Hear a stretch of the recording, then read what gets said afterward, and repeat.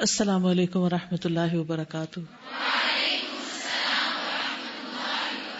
کیا حال ہے آپ لوگوں کا؟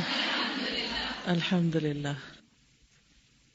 نحمده ونصلی علی رسولہ الکریم، اما بعد فاعوذ باللہ من الشیطان الرجیم. بسم اللہ الرحمن الرحیم. رب اشرح لی صدری ویسر لی امری واحلل عقدۃ من لسانی یفقہوا قولی. سیدہ رباب بنت نعمان رضی اللہ تعالی عنہا، ان کا خاندانی پس منظر، ان کا اپنا نام رباب ہے، والد کا نام نعمان ابن امر القیس ہے. ان کی شادی زرارہ بن عمرو بن عدی کے ساتھ ہوئی. اس سے معاذ بن زرارہ پیدا ہوئے. جب زرارہ بن عمرو وفات پا گیا تو پھر ان کی شادی معرور بن صخر کے ساتھ ہوئی. معرور، کبھی کہیں کسی حدیث کے اندر کسی واقعے میں معرور نام پڑا ہے؟ کچھ یاد ہو؟ برا بن معرور. شاباش. کہاں پڑھا ہے برا بن معرور کے بارے میں؟ سیرت پڑھی ہے؟ شاباش، ویری گڈ. بیعت عقبہ میں. ٹھیک ہے. اور بشر بن برا ابن معرور جو ان کے پوتے تھے، ان کا نام بھی ایک واقعے میں ملتا ہے. اوکے. تحویل قبلہ جب ہوا تھا تو نبی صلی اللہ علیہ وسلم کہاں تھے؟ انہی کے گھر پر تھے. جی. تو ان کی شادی معرور بن صخر کے ساتھ ہوئی، جن سے برا بن معرور نے جنم لیا. تو برا بن معرور رباب کے بیٹے تھے. جیسے پچھلے بھی کچھ صحابیات کے واقعات میں نے یہ بات آپ کو بتائی تھی کہ ان صحابیات کی اپنی اور کوئی خاص کنٹریبیوشن نظر نہیں آتی سوائے ایک بات کے، اور وہ ایک بات کیا ہے؟ ان کی اولاد، کہ انہوں نے ایسے بچوں کو جنم دیا کہ جنہوں نے اسلام کی تاریخ بنائی ہے. یہ وہ ہیرے ہیں، ہیروں کی نرسری ہے جو نبی صلی اللہ علیہ وسلم نے لگائی. اور کسی بھی بچے کے اندر جو بھی کوالٹیز ہوتی ہیں اصل میں تو اللہ سبحانہ و تعالیٰ کی طرف سے ہی دی گئی ہوتی، لیکن ان کوالٹیز کو سامنے لانا، اس پوٹینشیل کو سامنے لانا، ان ہیروں کو گھڑنا، یہ کس کا کام ہوتا ہے؟ ماں باپ کا ہوتا ہے، اور پھر استادوں کا کام ہوتا ہے. اللہ سبحانہ و تعالیٰ نے درخت پیدا کیا، لیکن اس درخت سے فرنیچر کون بناتا ہے؟ اللہ تعالیٰ چاہتے تو یہ ہماری میز کرسیاں کہاں لٹکا دیتے. جیسے کنو اور سیب لٹکتے ہیں درختوں پر تو فرنیچر بھی لٹک جاتا، اور ہم اپنی پسند کے درخت سے جا کر اپنی ضرورت کا فرنیچر اتار لاتے. لیکن اللہ تعالیٰ نے ایسا نہیں کیا. اسی طرح اللہ تعالیٰ نے پہاڑ پیدا کیے، لیکن پہاڑوں سے گھر کس نے بنائے یا مختلف چیزیں ان پتھروں سے کس نے بنائی؟ انسانوں نے بنائی. تو اللہ سبحانہ وتعالی اپنی نعمتیں بندوں پر عام کرتا ہے، لیکن بندوں کا کیا کام ہے؟ ان نعمتوں کو صحیح طور پر استعمال کر کے انہیں مفید کاموں میں لگائیں، یوزفل کاموں میں، مفید ترین چیزوں پر لگائیں. اللہ نے انسان کو پیدا کیا اور انسان کو ٹیلنٹ دیا. اب انسان کا کیا کام ہے کہ وہ جو سونے کی کانیں اس کے اندر دفن ہیں وہ اندر ہی رہ جائیں. سونا کہاں رکھا گیا؟ کانوں میں، ہڈن ہے. تو اس کو نکالنا پڑتا ہے یا نہیں نکالنا پڑتا؟ اور نکالنے کے لیے کیا ایفرٹ لگانی پڑتی ہے؟ جو بھی پاسبل. ریت کے ذروں میں سے الگ کر کے نکالا جاتا ہے، اور پھر اس تک پہنچنے کے لیے کیسی کیسی کھدائیاں کی جاتی ہیں. ایسے نہیں کہ ایک کرین لگائی اور ڈھایا پہاڑ اور اس کے اندر سے نکال لیا سونا. اسی طرح کبھی کسی آرکیالوجسٹ کو کام کرتے ہوئے دیکھا آپ نے؟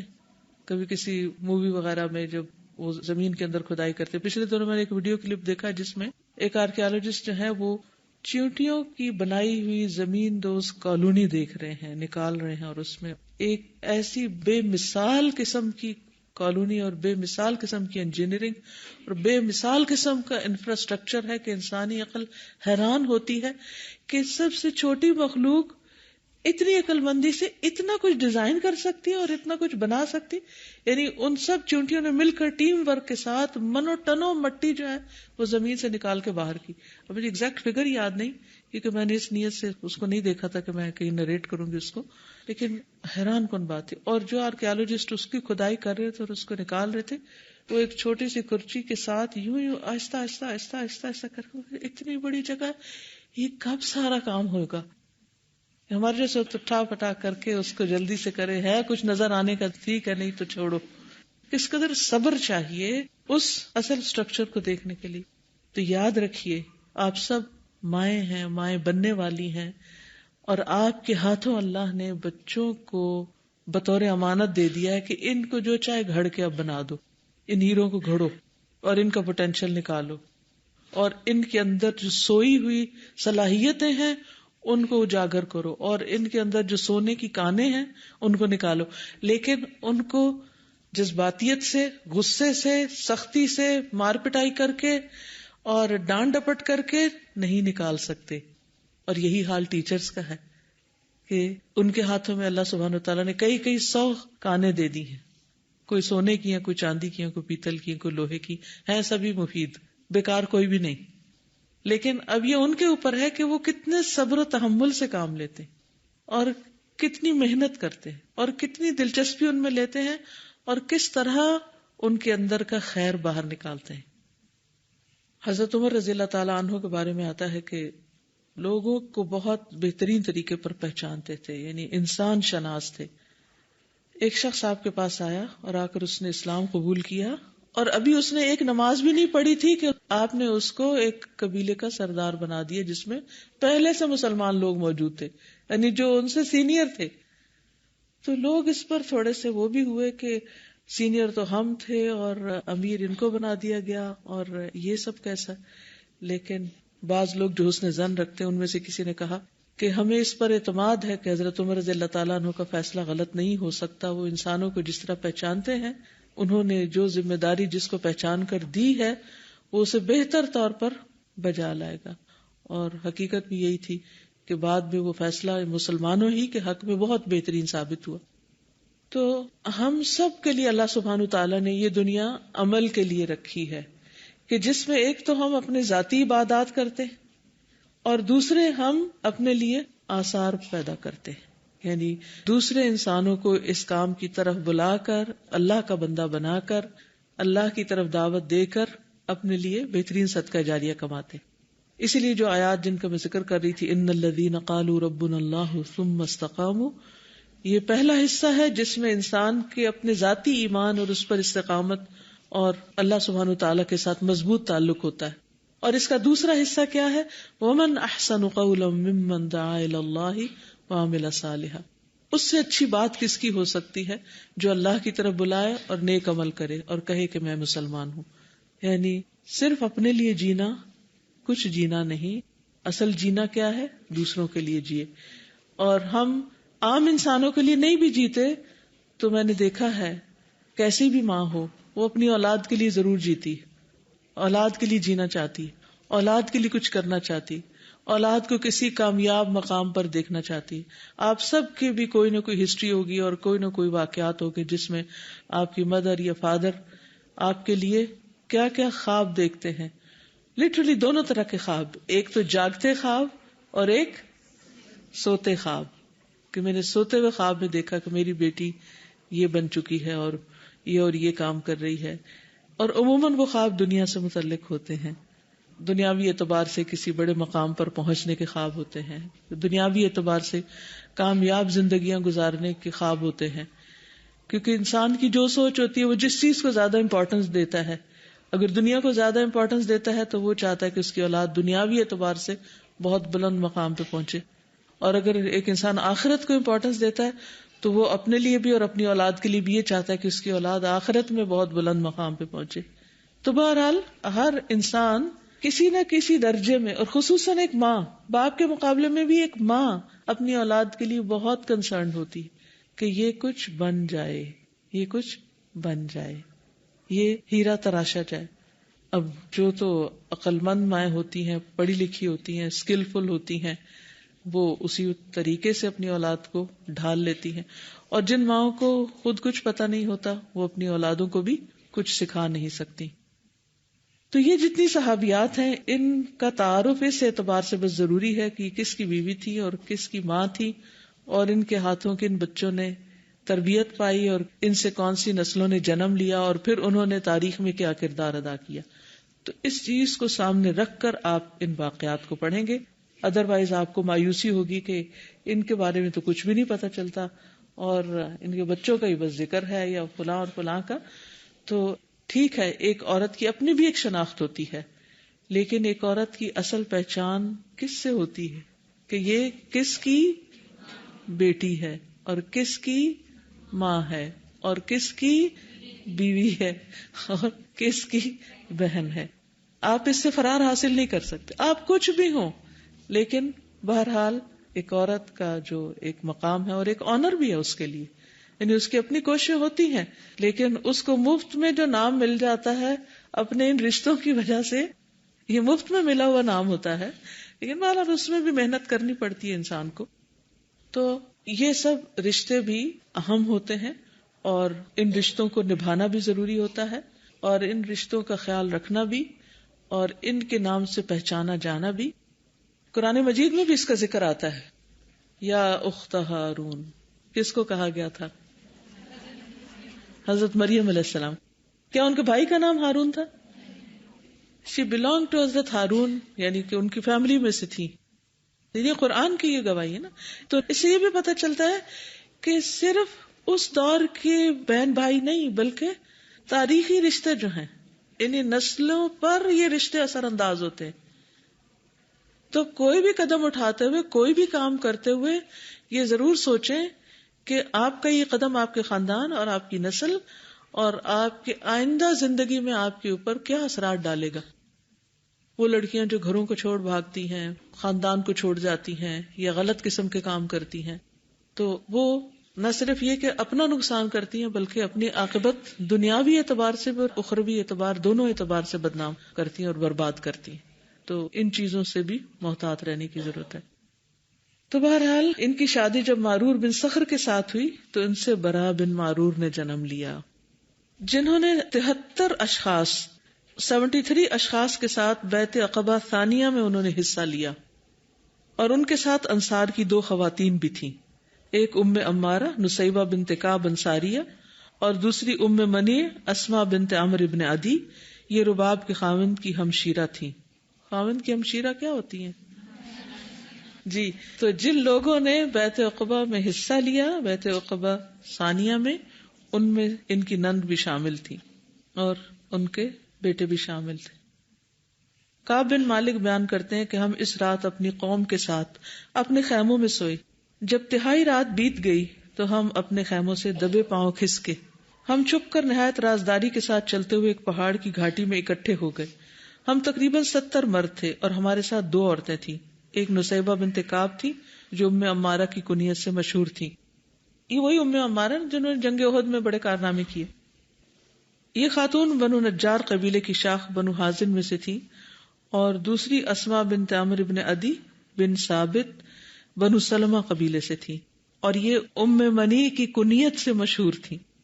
راوی بیان کرتا ہے کہ رسول اللہ صلی اللہ علیہ وسلم نے گفتگو کی ابتدا قرآن مجید کی تلاوت سے کی اور اسلام قبول کرنے کی ترغیب دی اور فرمایا ابایعکم علی ان تمنعونی مما تمنعون منہ نساءکم وابناءکم، میں تم سے بیعت اس شرط پر لوں گا کہ تمہیں میرا دفاع اس طرح کرنا ہوگا جس طرح تم اپنی عورتوں اور بچوں کا دفاع کرتے ہو. راوی کہتا ہے کہ برا بن معرور نے رسول اللہ صلی اللہ علیہ وسلم کا ہاتھ پکڑ کر فرمایا، ہاں مجھے قسم ہے اس ذات کی جس نے آپ کو حق دے کر بھیجا ہے، ہم بالکل آپ کا دفاع اسی طرح کریں گے جس طرح ہم اپنی عورتوں کا دفاع کرتے ہیں. اے اللہ کے رسول، ہم جنگجو لوگ ہیں، ہم اسلحہ بردار قوم ہیں، ہم جنگ اور اسلحے کی نسل در نسل وارث چلے آ رہے ہیں. رسول اللہ صلی اللہ علیہ وسلم نے فرمایا تم اپنے 12 نمائندے نامزد کر لو جو تمہاری قوم کی نمائندگی کریں گے. تو انہوں نے 12 نمائندے نامزد کیے. 9 نمائندے خزرج قبیلے سے اور 3 اوس قبیلے سے تھے. رسول اللہ صلی اللہ علیہ وسلم نے ان 12 نمائندوں سے مخاطب ہو کر فرمایا تم اپنی قوم کے ذمہ دار ہو جس طرح حواری عیسیٰ علیہ السلام کے ذمہ دار تھے، وہ بھی 12 تھے، اور موسیٰ علیہ السلام کے نقیب بھی کتنے تھے؟ 12 تھے، اور میں اپنی قوم کا ذمہ دار ہوں. سب نے بیک زبان ہو کر کہا ٹھیک ہے اللہ کے رسول، ہمیں منظور ہے. راوی کہتا ہے کہ سب سے پہلے برا بن معرور نے رسول اللہ صلی اللہ علیہ وسلم کے ہاتھ پر بیعت کی، تو یہ ان کا خاص مقام ہے، اور پھر باقی لوگوں نے آپ کے ہاتھ پر بیعت کرنے کی سعادت حاصل کی. تو اس سے کیا فرق پڑتا ہے؟ پہل کرنے سے کوئی فرق پڑتا ہے؟ السابقون السابقون. کیونکہ بعض کاموں میں ہم ڈیسیژن نہیں لے پاتے، جھجک رہے ہوتے ہیں کریں کہ نہ کریں، تو اللہ کی توفیق سے جو انسان پہل کر لیتا اور سارے اس کے پیچھے لگ جاتے ہیں، تو وہ جو پہل کرنے والے وہ پہل کرنے والے، پیچھے والے اگر اس سے آگے بھی نکل جائیں تو بھی پیچھے ہیں. وہ کیوں؟ کیونکہ جو کچھ وہ کریں گے اس کا اجر بھی اسی کو ملے گا جس نے راہ دکھائی. ٹھیک ہے نا؟ تو اس لیے کبھی بھی نیکی کا کوئی کام سامنے آئے، کوئی موقع ہاتھ آئے تو اسے گنوایا نہ کرے، تو پہل کر لیا کرے، حامی بھر لیا کرے، ارادہ کر لیا کرے، نیت کر لیا کرے، اور جہاں کرنے کا موقع ہو کر گزرا کرے. ٹھیک ہے نا؟ سید رباب رضی اللہ عنہ کے دونوں بیٹے معاذ بن زرارہ اور برا بن معرور کبار صحابہ کرام میں سے ہوئے، اور برا بن معرور کو تو نقیب ہونے کا اعزاز بھی حاصل ہوا. سید رباب کے بیٹے نے تحویل قبلہ سے پہلے یہ رائے دی کہ نماز مسجد اقصی کی طرف رخ کر کے پڑھنے کی بجائے کعبہ کی طرف رخ کر کے پڑھی جائے، یعنی ان کا بھی یہی خیال تھا. لیکن صحابہ نے اس رائے کا انکار کیا، خاص طور پر کعب بن مالک جو انصار کے مشہور اور معروف شاعر بھی تھے، اس رائے کو ٹھکرانے والوں میں سر فہرست تھے. اس سے کیا پتہ چلتا ہے کہ صحابہ کے درمیان بھی اختلاف رائے ہوا، لیکن اس میں کوئی بدنیت ہی شامل نہیں تھی. برا بن معرور اپنی سوچ کے مطابق فیصلہ کر رہے تھے کہ بیت اللہ کا مقام باقی ساری مسجدوں سے بڑھ کر ہے، تو ادھر منہ کرنا چاہیے، اور بہت لاجیکل بات تھی. کیا خیال ہے؟ لیکن باقی صحابہ کا خیال تھا کہ نہیں، وہ سمجھتے تھے کہ جب تک اللہ اور اس کے رسول صلی اللہ علیہ وسلم کی طرف سے کوئی حکم نہ آئے اس وقت تک کچھ نہیں کرنا چاہیے. Very logical. اب بعض اوقات ہمارے سامنے بھی ایسی سچویشنز آ جاتی، ایک چیز ہمیں عقلی اعتبار سے بالکل صحیح معلوم ہو رہی ہوتی لیکن قرآن و سنت میں اس کی کوئی دلیل نہیں ہوتی، تو ہمیں کہاں رک جانا چاہیے؟ قرآن و سنت کی جو دلیل ہے اس پر. آج صبح میرے داماد بتا رہے تھے کہ کوئی بچہ آیا یہاں سے سامنے کی یونیورسٹی سے، اور آ کر تو کہتے ہیں میرے کچھ سوال ہیں، تھوڑا سا روڈ انداز تھا. تو انہوں نے کہا کہ اچھا آپ سوال کیجیے. تو کہنے لگے میں صوفی ازم کے بارے میں سوال کرنا چاہتا ہوں. تو وہ کہنے لگے کہ ہم تو یہاں قرآن و سنت کی تعلیم دیتے ہیں، اگر اس کے بارے میں کوئی سوال ہے آپ کا تو آپ کر سکتے ہیں. ایسا کیوں کہا؟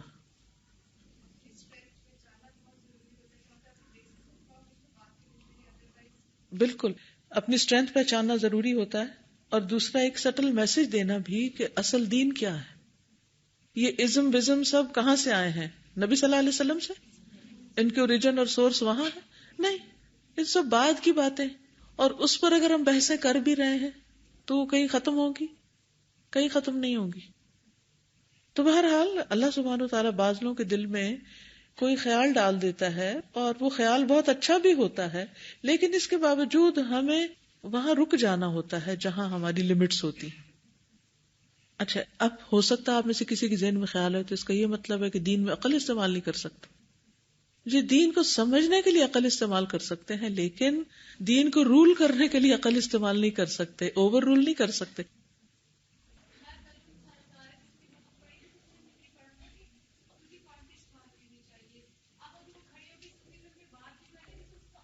وہ بحث برائے بحث ہوتی. تو انڈائریکٹلی بتا دیا گیا کہ اصل دین تو قرآن و سنت ہے، کہ دین کا سورس تو یہی ہے نا. اب اگر آپ وہ چیزیں جو بعد میں لوگوں نے اپنے سے ایجاد کر لی، اگر ان پہ آپ بات کرتے بھی رہیں تو کہاں اینڈ ہوگا؟ کچھ فائدہ بھی نہیں. تو اگر کوئی واقعی دین کو سمجھنا چاہتا ہے تو سب سے پہلے تو قرآن و سنت کو سمجھے، پھر باقی چیزیں اس کی روشنی میں سمجھ لے، اور سمجھ آ بھی جائیں گی.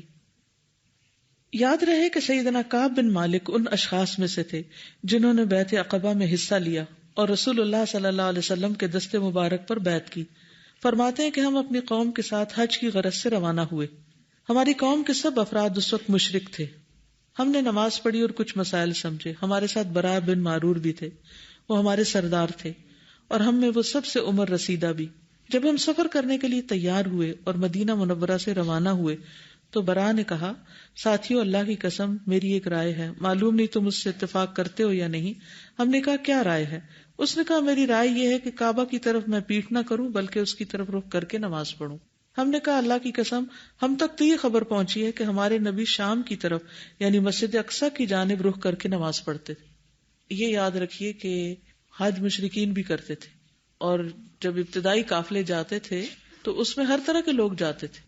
تو ہو سکتا ہے آپ یہ کہیں کہ اچھا وہ کہہ رہے ہیں کہ ہمارے لوگ کچھ مشرک تھے اور کچھ دین سمجھ گئے تھے اور کچھ، تو وہ ایک مکسڈ اپ سوسائٹی تھی، یعنی آپس میں لین دین رکھ رکھاؤ ابھی چل رہے تھے اور ساتھ ساتھ کچھ چیزیں چل رہی تھی، حتیٰ کہ پھر ایک وقت آیا کہ حق و باطل نکھر کر الگ ہو گیا۔ برا بن معرور نے کہا میں تو کعبہ کی طرف رخ کر کے نماز پڑھوں گا۔ ہم نے اس سے کہا کہ ہم اس طرح نہیں کریں گے۔ جب نماز کا وقت آیا تو ہم نے شام کی طرف رخ کر کے نماز پڑھی اور برا بن معرور نے کعبہ کی طرف۔ پھر ہم مکہ معظمہ آ گئے تو میرے بھائی نے کہا ہم نے برا کو ایسا کرنے پر برا بھلا کہا، لیکن اس نے اپنے موقف کو چھوڑنے سے انکار کر دیا۔ جب ہم مکہ معظمہ آئے تو اس نے کہا میرے بھتیجے، میں رسول اللہ صلی اللہ علیہ وسلم کے پاس جا رہا ہوں، آپ سے پوچھتا ہوں کہ میں نے دوران سفر جو کعبہ کی طرف رخ کر کے نماز پڑھی، کیا میرا وہ کام ٹھیک ہے؟ کیونکہ میرے دل میں اس بارے میں کچھ کھٹکا سا محسوس ہوتا ہے۔ تم سب نے میری اس سلسلے میں مخالفت کی۔ کہتے ہیں ہم رسول اللہ صلی اللہ علیہ وسلم سے دریافت کرنے کے لیے چل پڑے، لیکن ہم آپ کو پہچانتے نہیں تھے کیونکہ ہم نے اس سے پہلے آپ کو دیکھا نہیں تھا۔ مکہ کے باشندوں میں سے ایک شخص ہم سے ملا، ہم نے اس سے رسول اللہ صلی اللہ علیہ وسلم کے بارے میں پوچھا تو اس نے کہا کیا تم انہیں پہچانتے ہو؟ ہم نے کہا نہیں۔ اس نے کہا کیا تم عباس کو پہچانتے ہو بن عبد المطلب؟ ہم نے کہا ہم عباس بن عبد المطلب کو پہچانتے ہیں کیونکہ وہ ہمارے پاس تاجر کی حیثیت سے گاہے بگاہے آتے رہتے ہیں۔ اس مکی شخص نے ہمیں بتایا کہ جب تم مسجد حرام میں داخل ہوگے تو جو شخص عباس بن عبد المطلب کے ساتھ بیٹھے ہیں وہی محمد مصطفیٰ ہیں صلی اللہ علیہ وسلم۔ برا بن معرور کہتے ہیں کہ جب ہم مسجد حرام میں داخل ہوئے تو ہم نے دیکھا کہ رسول اللہ صلی اللہ علیہ وسلم عباس بن عبد المطلب کے ساتھ بیٹھے، ہم نے سلام کیا اور ان کے پاس بیٹھ گئے۔ رسول اللہ صلی اللہ علیہ وسلم نے سیدنا عباس بن عبد المطلب سے فرمایا اے ابو الفضل، کیا آپ ان دونوں کو جانتے ہیں؟ انہوں نے کہا ہاں، یہ تو اپنی قوم کے سردار برا بن معرور ہے اور یہ کعب بن مالک۔ آپ نے فرمایا وہ کعب بن مالک جو شاعر ہے؟ سیدنا عباس کہتے ہیں ہاں۔ کعب بن مالک کہتے ہیں اللہ کی قسم مجھے یہ بات یاد رہی اور کبھی نہ اس کو بھلا پایا کہ رسول اللہ صلی اللہ علیہ وسلم نے مجھے شاعر ہونے کے حوالے سے یاد کیا۔ تو اس سے کیا بات پتہ چلتی کہ جب کسی سے ملاقات کریں تو کیا کریں؟ اس کی کسی اچھی کوالٹی کا، خوبی کا ذکر کریں۔ اس سے فاصلے ختم ہو جاتے ہیں، ایک دم لوگ قریب آ جاتے ہیں۔ جی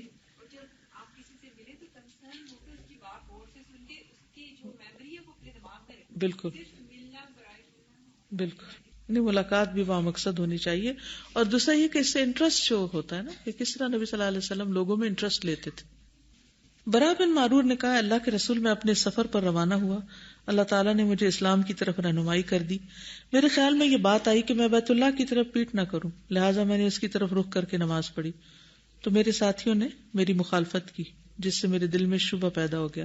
اے اللہ کے رسول آپ بتائیں کہ کیا میرا موقف درست ہے؟ آپ نے فرمایا ابھی تم پہلے قبلے ہی کی طرف رخ کر کے نماز ادا کرو۔ تو برا بن معرور مسجد اقصیٰ کی طرف رخ کر کے نماز پڑھنے لگے۔ کیا پتہ چلتا ہے کہ اپنی رائے، اپنی عقل، اپنی پسند چھوڑ کر اتباع کر لیا۔ یہ واقعہ مسند احمد اور سیرت ابن ہشام میں ہے۔ برا بن معرور نے رسول اللہ صلی اللہ علیہ وسلم کے فرمان پر عمل پیرا ہوتے ہوئے اپنے موقف کو بدل لیا اور دین اسلام کے احکام پر عمل پیرا ہونے میں مصروف ہو گئے۔ انصار اپنے نمائندوں کے ساتھ مدینہ منورہ واپس آ گئے اور دین اسلام کی نشر و اشاعت میں مصروف ہو گئے۔ رسول اللہ صلی اللہ علیہ وسلم کی ہجرت کر کے مدینہ منورہ پہنچنے سے 1 ماہ پہلے سیدنا برا بن معرور وفات پا گئے، یعنی وہ نبی صلی اللہ علیہ وسلم سے پھر نہ مل سکے۔ وفات پانے سے پہلے اپنی کسی چیز کے بارے میں اس نے وصیت کی کہ یہ رسول اللہ صلی اللہ علیہ وسلم کے سپرد کرنا، یعنی جب آپ آئیں۔ جب نبی کریم ہجرت کر کے مدینہ پہنچے تو آپ کو سیدنا برا بن معرور کی وفات کے بارے میں بتایا گیا۔ آپ نے ان کے حق میں رحمت کی دعا کی، ان کی قبر پر گئے، نماز جنازہ پڑھی، اور جو چیز وصیت کی بنیاد پر رسول اللہ صلی اللہ علیہ وسلم کے سپرد کی گئی تھی وہ آپ نے ان کی اولاد کو دے دی۔ اللہ تعالیٰ ان پر، ان کی والدہ پر اپنی رحمت کی برکھا برسائے اور تمام انصار پر اپنی رحمت کا سایہ دراز کرے۔ ابھی تک کی جو گفتگو ہوئی ہے اس پر اگر آپ میں سے کوئی اپنے خیالات کا اظہار کرنا چاہے تو کیجیے، پھر اس کے بعد میں چند چیزیں مزید ایڈ کروں گی انشاءاللہ۔ کیا سیکھا آپ نے اول سے لے کے اب تک کی گفتگو؟ اس میں یہ چیز اچھی لگی کہ جب انہوں نے سوال کیا نا کہ میرا موقف درست ہے اب میں سوچ رہی تھی کہ ہم سے کوئی ایسے سوال کرے تو ہم کیا جواب دیتے ہیں، ہمارا ریئیکشن کیسا ہوتا، لیکن آپ اصل میں جواب دیا وہ کتنا بیلنس جواب ہے اور ٹو ایزی گوئنگ ہے کہ آپ نے نہ یہ کہا کہ نہیں آپ نے بہت غلط کیا اور آپ کو پہلے پوچھنا چاہیے تھا اور یہ تو دیکھیں نماز ہی ساری خراب کر دی اور اتنے لوگوں، بلکہ آپ نے سمپل نہ ہاں کہا نہ کہا. ہم ہوتے تو ہم کہتے آپ کا موقع بالکل غلط ہے، پہلے تو ہم غلط سے شروع ہوتے ہیں. یعنی اگر کوئی ہم سے آ کے پوچھے کہ میں نے یہ کام کر لیا ہے تو ہم جواب میں کیا کہتے؟ انتہائی غلط کیا ہے، تمہیں یہ نہیں کرنا چاہیے تھا. جبکہ آپ نے بہت ایزیلی کہا کہ ابھی تم پہلے قبلے کی طرف رخ کر کے نماز پڑھ لو، بس نہ ادھر کہا نہ ادھر کہا، بلکہ صرف گائیڈ کیا اور انہوں نے سمپل اس کو فالو کر لیا. نہ یہ ہوا کہ باقی لوگوں نے ان کو تانا دیا کہ دیکھا ہم آپ کو پہلے ہی کہہ رہے تھے. اور میں وہاں شکایتوں کا انبار شروع ہو گیا کہ وہ فلاں نے یہ کہا تھا، فلاں نے یہ کہا تھا، اب آپ ان کو ذرا سمجھائیں. اور نہ ہی یہ ہوا کہ بعد میں ساری زندگی ان کو اتنا ہی بے اعتباری سمجھا جاتا ہے کیونکہ آپ نے پہلی دفعہ یہ کام کیا تھا، اس لیے آپ تو ہیں ہی ایسے کہ آپ تو خلاف ہی جاتے ہیں. یعنی اتنی چھوٹی سی بات میں کوشچن آنسر بہت پھر امپورٹنٹ. اگر لا تکن سرسارن کو سامنے رکھ کے دیکھے تو صحابہ کرام کے اندر یہ خوبی بہت زبردست طریقے سے نظر آتی ہے کہ وہ کام کی بات کرتے ہیں، مطلب کی کرتے ہیں، آگے بڑھتے ہیں، پچھلی باتوں کو بار بار نہیں دہراتے رہتے. ہماری مشکل کیا ہوتی ہے کہ ہم ماضی کے قصوں کو نہیں بھولتے، اور اگر کسی سے غلطی ہو جائے تو اس غلطی کو بار بار یاد دلاتے رہتے ہیں، اور اچھا ہو جائے تو وہ بھلا دیتے ہیں. اسی طرح یہ کہ یہ خود آگے آ کے کہہ رہے ہیں کہ کیا میں نے درست کیا. اب یہ نہیں ہوا کہ خود تو اپنے آپ کو سمجھاؤ کہ میں تو ضروری صحیح ہوں، یہ سب غلط ہوں گے. ہم یہ بھی ایک اپنے آپ کو سمجھ لیتے ہیں کہ اگر اختلاف کا مطلب یہ ہے کہ باقی سب غلط ہیں اور ہم تو ہیں ہی 100%. جی، اور اگر ان سب نے اعتراض کیا تھا کہ تم غلط کر رہے ہو تو ان کے دل پہ یہ بات آئی اور ضد کا شکار نہیں ہوئی، انا کا شکار نہیں ہوئی. انہوں نے پھر مزید کنفرم کر لیا، کیونکہ ہم اگر ایک دفعہ ایک کام کر لیں تو پھر ہم سوچتے ہیں کہ ساری دنیا کو غلط ثابت کرنے میں زور لگا دیں اور اپنے آپ کو، چاہے ہمارا موقف غلط ہو، اس کو صحیح ثابت کرنا شروع کر دیں. تو یہ جو غلطی کو مان لینا اور اپنی رائے بدل لینا اور اپنے طریقے میں تبدیلی لے آنا، یہ کیا آسان ہے؟ دنیا کا مشکل ترین کام ہے، لیکن اس کے لیے آسان ہے جو اپنی اصلاح چاہتا ہو اور اپنی آخرت کی خیر بنائے. السلام علیکم. بعض اوقات بہت سے کام ایسے ہوتے ہیں جنہیں ہم نیکی سمجھ رہے ہوتے ہیں لیکن وہ سنت کے خلاف ہوتے ہیں، تو ایسے کاموں سے پرہیز کرنا چاہیے. اور جو ہی پتہ چلے کہ سنت یہ نہیں کچھ اور ہے تو اپنا طریقہ بدل لینا چاہیے. ٹھیک ہے. مجھے سب سے اچھی بات یہ لگی تھی کہ بیعت عقبہ کے موقع پر کہ جب آپ سے نے فرمایا تھا کہ تم نے میرا دفاع اس طرح کرنا ہے جیسے تم اپنی عورتوں کا کرتے ہو، تو انہوں نے پہلے اپنی اہلیت ثابت کی ہے کمٹمنٹ سے پہلے، کہ پروف کیا ہے کہ واقعی میں اس چیز کے اہل ہے، کہ جیسے ہم لوگ ان کا کہ ہم اسلحہ بردار قوم ہے اور ہم جنگ اور اسلحے کے نسل وارث چلتے آ رہے ہیں. اور ایک اور چیز یہ مجھے اچھی لگی کہ جو پبلک ریلیشنز ہوتے ہیں اس کا بھی ایک یہ رول ہے کہ آپ جس سے ملتے ہیں اگر آپ اس کا نام لے کے اس کو ایڈریس کریں، تو آپ اگر کوئی ڈیل کر رہے ہیں، کوئی بھی کسی اور طرح کا آپ بزنس ریلیشن شپ بھی کر رہے ہیں، تو اس کی کامیابی کے چانسز بڑھ جاتے ہیں اس میں. اور تیسری چیز ایک یہ تھی کہ جیسے اختلاف پیدا ہوا ہے تو قرآن پاک میں جس طرح ہم نے پڑھا تھا کہ آپ سے کہا گیا کہ آپ ان لوگوں سے کہہ دیں کہ میں نے اپنا چہرہ جو ہے وہ اللہ کی طرف کر لیا اور ان لوگوں نے بھی جنہوں نے میری پیروی کی، تو کیا تم بھی اسی کی طرف اپنا رخ کرتے ہو؟ تو یہ مطلب دعوت کا جو یہ اصول ہے تو یہ بھی یہاں پہ نظر آتا ہے کہ ہم اللہ کی طرف جو ہے وہ متوجہ کر دیں لوگوں کو. شاباش، ویری گڈ. جی، بہت دفعہ ایسا ہوتا ہے کہ ایک نیکی کا موقع جس سے بہت سے لوگ کر سکتے ہیں لیکن اس نیکی کو کرتا صرف وہی شخص ہے جس کے دل میں اللہ تعالیٰ خیال ڈالے، تو ہمیں دعا ضرور کرنی چاہیے کہ اللہ تعالیٰ ہمیں نیکیوں میں سبقت کرنے والا بنائے. جی. اب دیکھیں کہ ان کی زندگی کتنی تھی، کتنی تھوڑی سی زندگی تھی، لیکن جتنی بھی زندگی تھی اس میں نیکیوں میں آگے بڑھنے والے نظر آتے ہیں نا. تو آپ صلی اللہ علیہ وسلم کا ہاتھ پہلے پکڑ لیا بیعت کے لیے، اور پھر اس کے بعد قبلے کے بارے میں بھی سوچ رہے ہیں. اور پھر آپ دیکھیے کہ جب قبلے کی تبدیلی ہوئی تھی انہی کے گھر میں آیات اتری، یعنی نبی صلی اللہ علیہ وسلم نے ان کے ہاں ہی اپنا رخ تبدیل کیا. السلام علیکم. آپ نے بات کی تھی کہ پیرنٹس جو ہیں وہ ڈے ڈریمنگ بھی کرتے ہیں کہ میرے بچے یہ بن جائیں گے. یہ میری مدر جو ہے نا، وہ جو آپ کا ریڈیو میں لگتا تھا 7 o'clock لیکچرز ہوتے تھے نا، تو وہ سنتی تھی. ہم لوگوں کا ٹائم ہوتا تھا 7:30 اٹھنے کا نا، تو جیسے آواز آتی تھی نا نعبدو و صلی، تو پتہ چل جاتا تھا 7 o'clock ہو گیا. ہم لوگوں کا ایک ہوتا تھا کہ مطلب کہ ہم نے لیٹ اٹھنا ہوتا ہے تو امی لگا دیتی ہیں اور اونچی آواز میں فل اسپیکر، تو ہمیں بھی تاکہ آواز آئے، تو وہ ہوتا تھا. لیکن کبھی ایکسپریس نہیں تھا کیا ہم لوگوں نے. ایک دفعہ نیبر سے نا مٹھائی وغیرہ آئی، امی گھر پہ نہیں تھی، تو جب ہم نے امی کو دی نا تو امی نے کہا کہ آپ نے پوچھا ہے کہاں سے آئی ہے؟ ہم نے کہا نہیں. تو امی کہتی ہیں آپ نے پوچھنا تو تھا نا. تو اس دن ہم نے ایکسپریس کر دیا نا, تو ہم نے کہا کہ آپ جو استاذہ کے لیکچر سنتی ہیں اس میں آپ یہ سنتی ہیں کہ جو جیسا کرے گا اس کے ساتھ ویسے ہی کرنا ہے. مٹھائی آپ نے ضرور پتہ کرنا ہے کہ کہاں سے آئی ہے اور میں اس کو واپس کروں اس طرح. تو امی کو بہت غصہ آیا, امی نے مارا لٹرلی. امی نے کہا کہ تم لوگ بات کیسے کر سکتے ہو ان کے بارے میں اس طرح. ہم لوگوں کو پھر اور ہوتا تھا کہ ہمیں ان کی سے مار پڑی. تو پھر لیکن امی نے ریئلائز کر لیا نا. پھر امی آئی میرے پاس, تو امی کہتی ہے میں یہ نہیں چاہتی کہ آپ کے اندر وہ گرج آ جائے کہ ان کی وجہ سے مجھے ہوئی ہے, میں چاہتی ہوں کہ آپ ان جیسی بنے. تو مطلب کہ پیرنٹس جو ہے نا وہ امپوز نہیں کر سکتے کسی چیز کو بچوں پہ نا.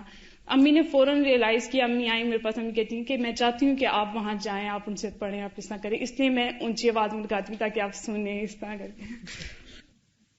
السلام علیکم. مجھے اس میں ایک پوائنٹ یہ لگا تھا جو آپ صلی اللہ علیہ وسلم نے ان کا نام لے کے اور کہا کہ یہ وہی ہے کعب بن مالک جو شاعر تھے. تو ہم لوگوں کے بارے میں انٹرسٹ نہیں لیتے, ان کے بارے میں جان نہیں رہے ہوتے, تبھی ہمارے تعلقات بھی اتنے اچھے نہیں ہوتے لوگوں سے. اور پھر جو تعلقات اچھے نہیں ہوتے تو پیغام بھی نہیں پہنچا سکتے, کوئی سننے کو تیار بھی نہیں ہوتا. یہ گراؤنڈ ہموار کرنے والی بات ہے. جیسے بیج ڈالنے سے پہلے زمین کو نرم کرنا ضروری ہے. تو جب کسی کا نام لیتے ہیں یا کسی میں انٹرسٹ لیتے ہیں تو اس کا دل نرم ہو جاتا ہے. مجھے یہی بہت اچھا لگا تھا کہ ہم لوگوں میں انٹرسٹ نہیں لے رہے ہوتے بالکل بھی. ایون اپنے ساتھی, اپنے کلاس میٹس کے پورے نام نہیں آ رہے ہوتے ہمیں. اور پھر یہ تو دین کے انصار اللہ ہیں, ایک دوسرے کے مددگار ہیں. آئندہ زندگی میں بھی ایک دوسرے سے کتنی سپورٹ آپ کو ملتی ہے. دین کا راستہ وہ راستہ نہیں جس پہ اکیلے چلا جا سکے. اس میں آندھی اور طوفان بہت ہوتے ہیں, ہمیں لوگوں کی ضرورت ہوتی ہے اپنے آس پاس.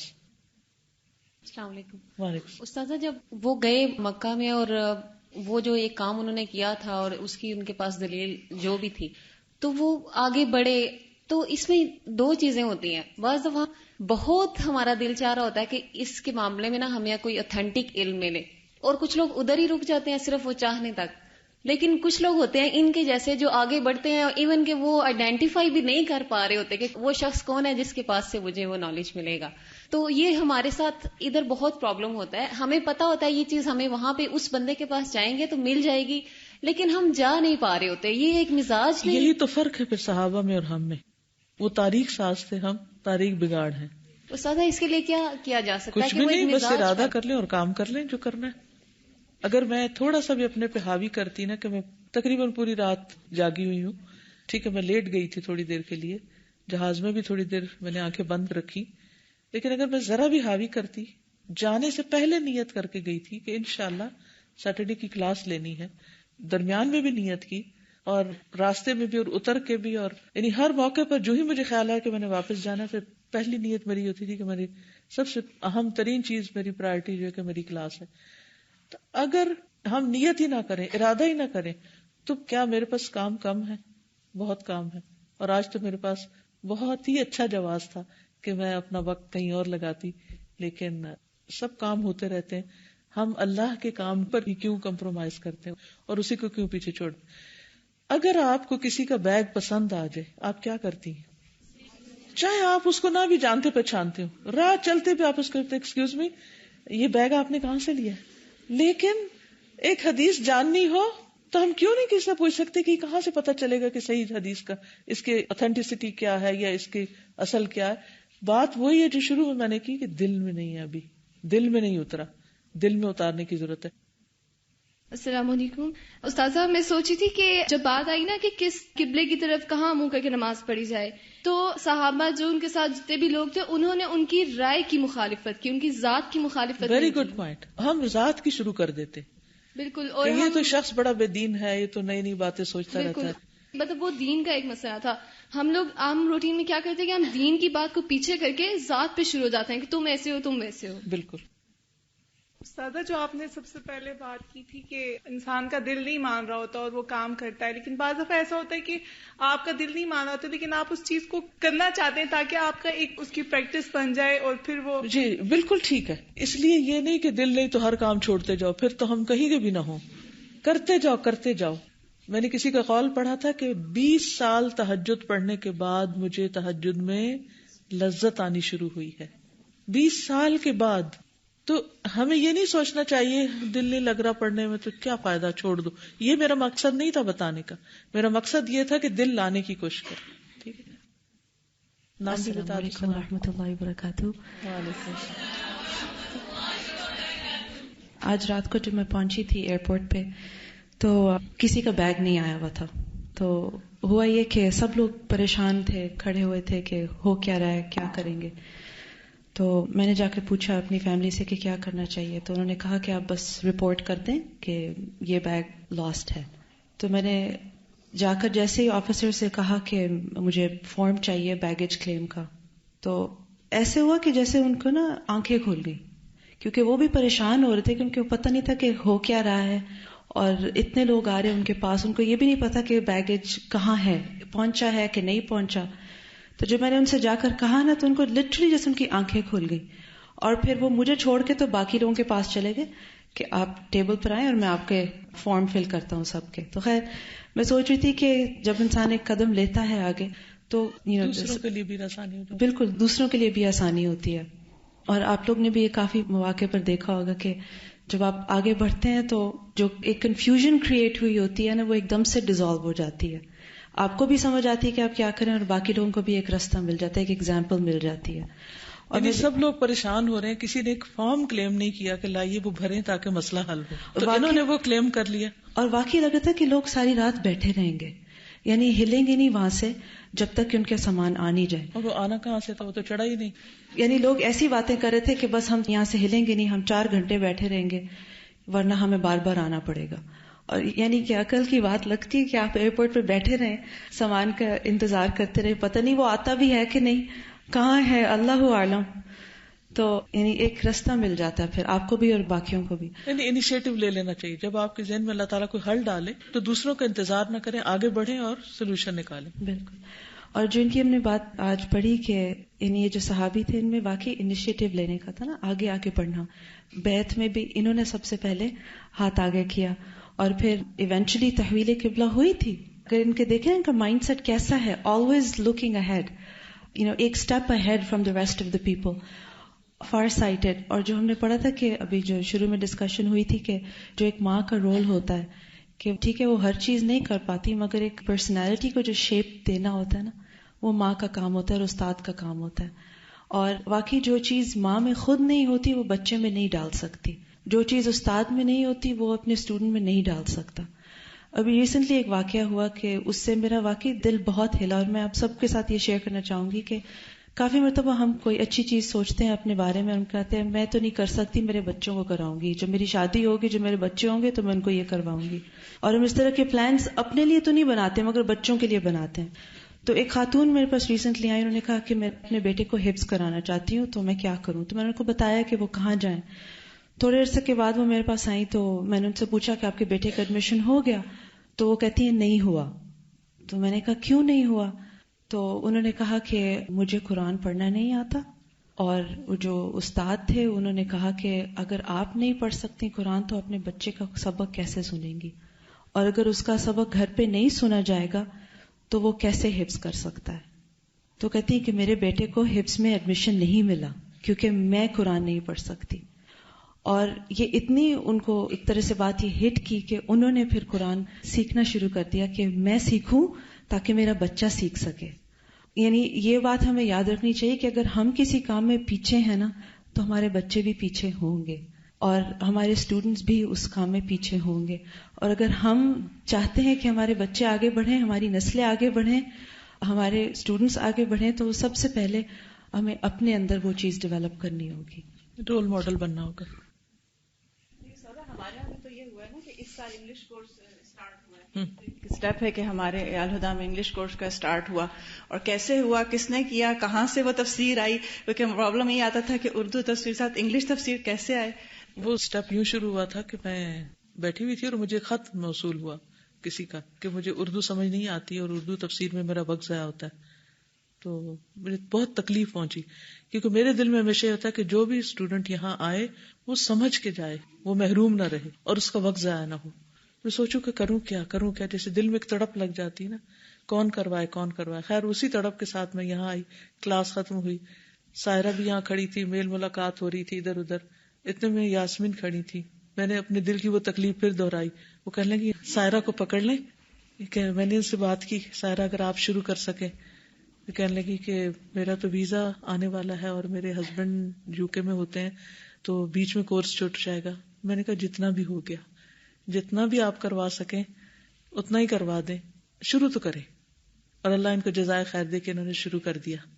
جب شروع کر دیا تو آپ دیکھیے کہ ویزا کب آیا, جب اللہ کا سارا کام ہو گیا, قرآن کورس بھی ہو گیا, حدیث کورس بھی ہو گیا. لیکن پھر وہ انتظام کیسے ہوا؟ کیونکہ اردو تفسیر تو نہیں سمجھ رہے, تو پھر انگلش تفسیر کہاں سے آئی؟ یہ کیسے؟ ٹیچر تو مل گیا کہ کورس انچارج تو مل گیا, لیکن انگلش تفسیر کہاں سے آئی؟ وہ تو کینیڈا میں ہو رہی تھی نا. یہ سب کو پتا ہونا چاہیے کہ تیمیہ ماشاءاللہ استاذہ کی بیٹی ہیں, اور جو ابھی ہمارا کورس ہو رہا ہے یہاں پر وہ تیمیہ زبیر ہی کنڈکٹ کرواتی ہیں. اور یہ واقعی صدقہ جاریہ والی بات ہے, ہمارے لیے ایک موٹیویشن بھی ہے کہ بعض دفعہ ہم اپنے بچوں کو یہ سمجھتے ہیں کہ ہمارا ان کا اتنا گیپ ہے ایج کا یا علم کا یا ذہانت کا یا دانشوری کا, تجربے کا, تو ہمارا خیال ہوتا ہے کہ شاید وہ تو بہت ہی فاصلے کی بات ہے, ان پہ کیا محنت کرنی, جب وہ اس عمر کو پہنچیں گے تو خود ہی سمجھ جائیں گے. لیکن ایسے مثال جو ہے وہ ہر گھر میں ہو سکتی ہے, کیونکہ اگر وہ جو بھی بات کہی انہوں نے کہ اگر ماں سمجھدار ہو اور اپنے ہیرے گھڑنا جانتی ہو تو بہت جلد یہ پھل جو ہے دیکھا بھی جا سکتا ہے, اور اس کی مثال ہمیں تیمیہ نظر آتی ہے ماشاءاللہ. اللہ ان کو برکت عطا فرمائے. استاد آپ ہم سب کے لیے بھی دعا کیجیے. اللہ سبحانہ وتعالی ہم سب کو, ہماری نسلوں کو اہل القرآن میں سے بنائے, کہ جو اللہ سبحانہ وتعالی کے بہت ہی خاص اور اسپیشل لوگ ہوں گے. پچھلے دنوں میں ایک اسکالر کا سن رہی تھی کہ اللہ کے کچھ خاص بندے ہیں, خاص بندے ہیں, اس کے اپنے بندے ہیں, ایسے ہیں ایسے. مجھے اتنا شوق ہوا کون ہے وہ, کون ہے. تو پہلے انہوں نے خوب اس کو یعنی وہ سین کریٹ کیا. تو ہوتا ہے نا کہ اچھا اللہ کس کو پسند کرتا ہے, کیا کرتا ہے وہ. تو جب کہا نا کہ وہ اہل القرآن ہوتے ہیں, تو اس اہل القرآن سے مراد صرف وہ نہیں ہوتے جو قرآن پڑھاتے ہیں, بعض اوقات پڑھنے والے ان سے بھی زیادہ اچھے ہوتے ہیں. یہ تو اللہ ہی فیصلہ کرے گا کل کہ کس کے دل میں کتنا قرآن تھا اور کس کے عمل میں کتنا تھا اور کس کا پیغام کہاں تک پہنچا. یہ ہم کچھ ڈیسائیڈ نہیں کر سکتے. اور کس کی کیا نیت تھی, کیا ارادہ تھا, کس کے ہاتھوں کتنے خادم قرآن تیار ہوئے. یہ تو آپ میں سے ہر ایک کی اپنی اپنی قسمت کی بات اور محنت اور کوشش, تڑپ اور لگن ہے اور دلچسپی ہے. تو کسی بھی درجے پر قرآن کے ساتھ جب انسان کا تعلق ہو جاتا ہے اور قرآن سے محبت ہو جاتی ہے اور انسان قرآن کو تھام لیتا ہے اور اس کو نہیں چھوڑتا, چاہے ساری دنیا اس کو چھوڑ جائے, تو پھر قرآن بھی اس کو نہیں چھوڑتا, قرآن بھی اس کا ساتھی بن جاتا ہے. اور پھر وہ اس کو ایسی عزت اور ایسا مقام عطا کرتا ہے اللہ کے ہاں کہ وہ اللہ کے خاص بندوں میں سے ہو جاتا ہے. ہمیں آخر کیوں نہ شوق ہو کہ ہم اللہ کے خاص بندوں میں سے ہوں. خاص بندوں, دنیا میں سے اگر کوئی بڑا انسان کسی کا کوئی خاص بندہ اس کا بن جاتا ہے تو لوگوں کو کتنا اس پر فخر ہوتا ہے کہ ہمارے خاندان کا فلاں منسٹر ہے, وہ پرائم منسٹر اور وہ پریزیڈنٹ ہے, اور وہ اس کی نسلیں اس پہ خوش ہوتی رہتی ہیں کہ ہمارا فلاں بڑا جو تھا وہ کوئی جرنیل تھا. تو ہم سب کو اس سے زیادہ خوشی کی بات کون سی ہو سکتی ہے کہ ہم قرآن کے نام سے پہچانے جائیں. لیکن یہ اسی وقت ہوگا جب ہمارے دل کے اندر سے یہ خوف اور یہ احساس کمتری دور ہوگا کہ قرآن پڑھتے ہیں, قرآن بھی پڑھنے کی چیز ہے. یہ کسی کو بتاتے ہوئے شرم آنا کہ قرآن نہیں, خوشی سے کھل کے زیادہ سے زیادہ لوگوں کو بتایا کریں میں قرآن پڑھ رہی ہوں, تاکہ سب آپ کو قرآن کی وجہ سے جانیں. اگر آپ کو قرآن کی وجہ سے جانیں گے تو پھر کل قیامت کے دن کیا ہوگا, آپ اللہ کے خاص بندوں میں شمار ہوں گے. آپ کی پہچان قرآن ہونا چاہیے. تو اللہ تعالیٰ ہمیں اس کی توفیق عطا فرمائے. بس جو اس واقعے کے اندر اہم چیز ہے وہ یہ کہ جو برا ابن معرور تھے, ان کے ایک بیٹے بشر بن برا تھے, اور نبی صلی اللہ علیہ وسلم کے لیے یہودی عورت نے خیبر کے موقع پر جو بکری بھون کر دی تھی, آپ کو ہدیہ کی گئی تھی, اور اس نے اسے زہر آلود کر دیا تھا. تو رسول اللہ صلی اللہ علیہ وسلم کے ساتھ اور لوگ بھی تھے کھانا کھانے والوں میں سے. آپ صلی اللہ علیہ وسلم نے ان سے کہا کہ کھانے سے اپنا ہاتھ کھینچ لو, کیونکہ مجھے بتایا گیا ہے, جبریل نے بتایا کہ اس میں زہر ہے. لیکن بشر جو تھے وہ نوالا نگل چکے تھے, تو ان کی وفات اسی زہر کھانے سے ہوئی تھی. اور حضرت برا کی جو اہلیہ تھی نبی صلی اللہ علیہ وسلم ان کا بھی بہت خیال رکھتے تھے.